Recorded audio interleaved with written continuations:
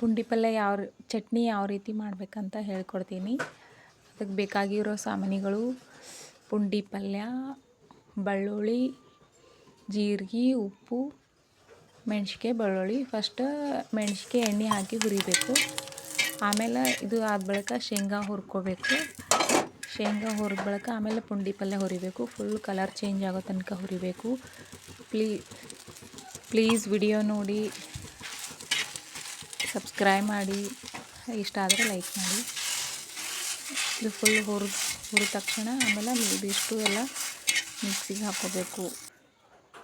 ಶೇಂಗಾ, ಮೆಣಸಿಕಾಯಿ, ಉಪ್ಪು, ಜೀರಿಗೆ, ಬೆಳ್ಳುಳ್ಳಿ ಹಾಕಬೇಕು. ಆಮೇಲೆ ಪುಂಡಿ ಪಲ್ಯನೂ ಬೆಲ್ಲ ಆಮೇಲೆ ಹಾಕಬೇಕು. ಅಂದ್ರೆ ಹುಳಿ ಸ್ವಲ್ಪ ಜಾಸ್ತಿ ಇರುತ್ತೆ. ಇದು ಹುಳಿ ಇದು ಬೆಲ್ಲ ಹಾಕಿದ್ರೆ ಸ್ವಲ್ಪ ಹುಳಿ ಕಡಿಮೆ ಆಗ್ತದೆ. ಯಾವುದೇ ಒಂದು ಅಡುಗೆ ಮಾಡಬೇಕಂದ್ರೆ ಹುಣ್ಚಿಕಾಯನ್ನು ಹುಳಿ ಇರುತ್ತಲ್ಲ, ಒಂದು ಸ್ವಲ್ಪ ಬೆಲ್ಲ ಹಾಕಿದ್ರೆ ಅದು ಪಿತ್ತ ಆಗಂಗಿಲ್ಲ. ಅದ್ರ ಸಲುವಾಗಿ ನಾವು ಬೆಲ್ಲ ಯಾವುದೇ ಅಡುಗೆ ಮಾಡಿದ್ರು ಸ್ವಲ್ಪ ಹುಳಿ ಹಾಕಿದ್ರೆ ಬೆಲ್ಲ ಹಾಕ್ತೀವಿ. ಇದು ಆದ ಬಳಿಕ ಇದು ಪುಂಡಿ ಪಲ್ಯ ಬೆಲ್ಲ ಹಾಕೊಂಡ ತಕ್ಷಣ ಆಮೇಲೆ ಅಂದ್ರೆ ಇದು 2 ದಿನ ಇಟ್ಟರೂ ಏನೂ ಆಗಂಗಿಲ್ಲ. ಆಮೇಲೆ ನಿಮ್ಗೆ ಬೇಕಾದಷ್ಟು ಉಳ್ಳಾಗಡ್ಡಿ ಕಲಿಸ್ಕೊಂಡು ತಿನ್ಬೋದು.